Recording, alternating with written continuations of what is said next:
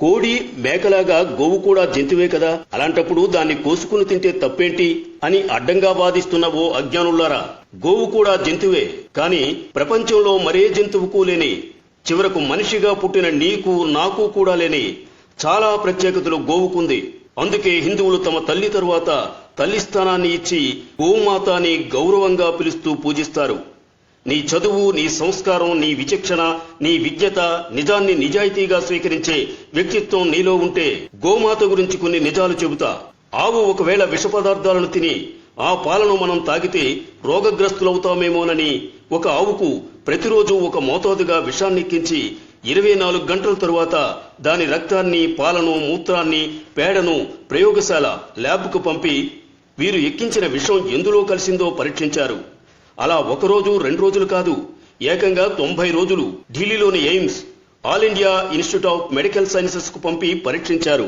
ఆ ఆవు పాలలో గాని, రక్తంలో గాని, మూత్రంలో గాని, పేడలో గాని విషపు ఛాయలేవి కనిపించలేదు వారికి. గరళాన్ని శివుడు కంఠంలో దాచుకున్నట్టు ఆ విషాన్నంతా తన కంఠంలో దాచుకుంది గోమాత. మరే జంతువుకు లేని విశిష్ట గుణం ఇది. ప్రాణవాయువును పీల్చుకుని ప్రాణవాయువును వదిలే ఏకైక ప్రాణి. విషాన్ని హరించే గుణం ఆవు పాలకుంది.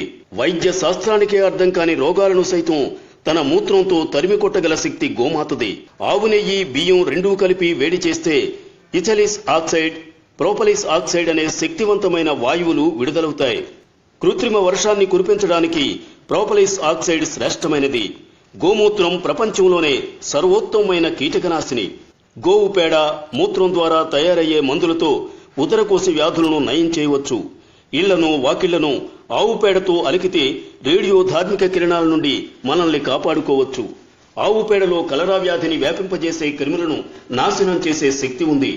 1 తులం నెయ్యిని అగ్ని యజ్ఞంలో వాడితే 1 టన్ను ప్రాణవాయువు, ఆక్సిజన్ ఉత్పత్తి అవుతుంది. గోమూత్రం గంగాజలమంత పవిత్రమైనది. గోరక్షణ వల్లనే మన జాతి, మన ధర్మం రక్షింపబడును. గోరక్షణ స్వరాజ్య సముపార్జన కంటే ఏమాత్రం తక్కువ కాదు. గాంధీజీ. ఆవు పాలలో రసాయస్, ఆవు నెయ్యిలో అమృతం ఉంది. దాని మాంసం తింటే రోగిష్ఠులవుతారు. మహమ్మద్ ప్రవక్త. 1 గోవును చంపితే 1 మనిషిని చంపినట్టే. యేసుక్రీస్తు. గో క్షీరము గొప్ప మందు, దాని నెయ్యి గొప్ప ఆరోగ్యప్రదాయిని, దాని మాంసం రోగకారకము. హజరత్ మహమ్మద్. గోవులు మానవ సమాజమునకు 1 గొప్ప వరము. ఎక్కడ గోవులు చక్కగా పోషించబడుతూ రక్షింపబడునో ఆ దేశపు భూములు గొప్పగా నుండును, గృహములు ఉన్నతి చెందును, నాగరికత పురోగమించును. మహమ్మదీయులు మత గ్రంథమైన ఖురాన్లో ఎక్కడనూ గోవధ సమర్థింపబడలేదు. హకీల హజ్మల్ ఖాస్. గోహత్య ఇస్లాం మత నియమములకు విరుద్ధం. తోహాస్వి హింద్ బిజారు. భిన్నత్వంలో ఏకత్వం ప్రపంచంలో 1 భారతదేశంలో తప్ప మరెక్కడైనా చూడగలవా? నువ్వు హిందువైనా, ముస్లిమైనా, క్రిస్టియన్ అయినా నా దేశంలో ఉన్నంత వరకు భారతీయుడివి. నా దేశ సంస్కృతి సంప్రదాయాలను గౌరవించడం నీ ధర్మం. స్వేచ్ఛ అంటే నీకు నచ్చినట్టు బ్రతకడం కాదు, నీ ఈ దేశం మెచ్చేటట్టు బ్రతకడం. వందే మాతరం. దయచేసి ఈ పోస్టును తప్పకుండా షేర్ చేయండి. Like and subscribe Eagle Media Works.